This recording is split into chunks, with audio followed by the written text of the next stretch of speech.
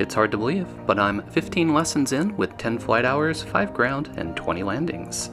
Join me to find out how it's going and if there's any tidbits from flight simming that are helping me on my road to private pilot. Let's hop into the pilot seat and get started.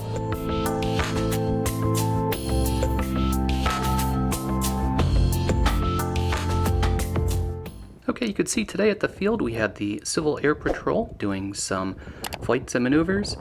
And you can also hear and see if you just look at 172 Tango Hotel rocking here, sitting on the ramp, that it was crazy windy. And this has been the theme for the past month and a half. My flight school has 5 Cessnas and I've flown them all. There's 06 Hotel, 07 Quebec, which is my favorite, I have the most time in, 9 Echo Hotel, which has a few digital gauges, 471, which I did my discovery flight in, and 2 Tango Hotel, which I've done most of the flights in the past 2 weeks in. Most of these are Skyhawk M's, one is an N, they're all from the early 70s, and all of the panels are a little bit different. Some of them are in miles per hour, and some of them are in knots. So it's a little confusing hopping back and forth from plane to plane, and I've been trying to book Quebec steadily, so I have one plane to learn on. We've been focusing on the basics, slow flight, steep turns, turns about a point, power on stalls, power off stalls, flying the pattern, and landing. And I've been landing. I've got 20 landings in now. You know, we got 9 just from one flight lesson, just flying the pattern, landing after landing after landing. The winds have been relentless the past month and a half, and it's always a crosswind, which is making it even harder to learn to land. And I'm still pretty bad at landing, but I think that's typical for a new student pilot. The other really fun thing we did was unusual attitude recovery. So for that, the instructor has you close your eyes and tilt your head down and look at your lap to kind of mess up your sense of where the plane's going. And then he messes with the plane. He puts you in a really unusual attitude. You might be going down or going up, and you might be in a bank, and the speed's going to be all goofed up. So then he'll say, open your eyes, and you've got to recover from wherever you're at. Here's our flight track for that day. We went through a lot of things, like turns, stalls, steep turns. We are in a Tersa, as I mentioned in my previous video, so each time we go out, I get to talk to Wilkes-Barre Approach. Here's a clip of us coming back. Wilkes-Barre Approach, Skyhawk 172 Tango Hotel, 5 miles north of Wyoming Valley, heading back to the valley. 2 Tango Hotel, change advisor frequency approved, get it. Frequency change approved, 2 Tango Hotel. Between flights, there's a bit of mental rehearsing, studying the Visual Maneuvers Guide, which has step-by-step illustrations for how you do things like power on, power off stalls, steep turns, slow flight, and that's really helpful to prep me for what I'm going to do for my next lesson. To help with my debrief, I've got a splitter for my aviation headset that plugs into my iPhone, and I can listen to all of the comms audio and my instructor's commentary when I'm back at the house. Here's a clip of us going back to the ramp. This was my 10th hour.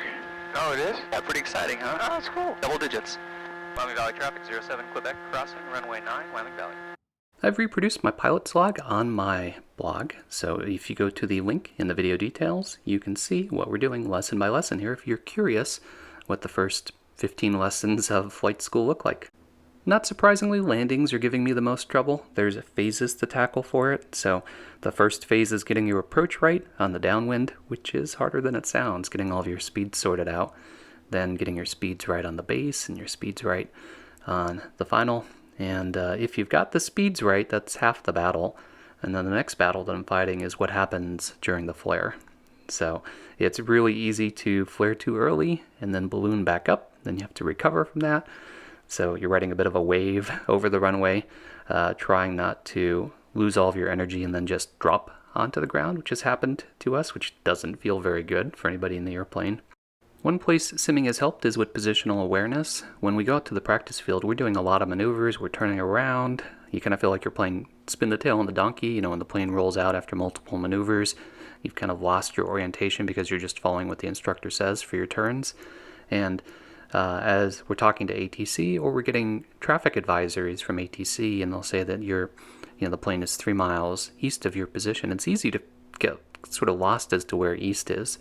So I went into VR one day and just practiced being aware of where my position was after doing a lot of turns and maneuvers visually. So in VR, I could spot, okay, that's north, and that landmark is north, and that's south, and that landmark is south. So the it became these visual references for me to latch on to. I've also done some of the maneuvers in VR, such as power on, power off stalls, and steep turns, and it's definitely helpful from a procedural standpoint to quickly execute the tasks in the right order and to practice them sort of in a safe environment. So I'll end with this clip from this week's lesson. This was some rain that came in, and we were going to do some pattern work, but we sat on the ramp waiting for the weather to clear up a bit, which it didn't, so it ended up being a ground lesson. But it was kind of still cool from a Zen standpoint to just listen to the rain. So if you enjoy content like this, be sure to click that like button, leave me a comment, and don't forget to subscribe. Thanks, as always, for flying along with me, and stay tuned for further flight adventures.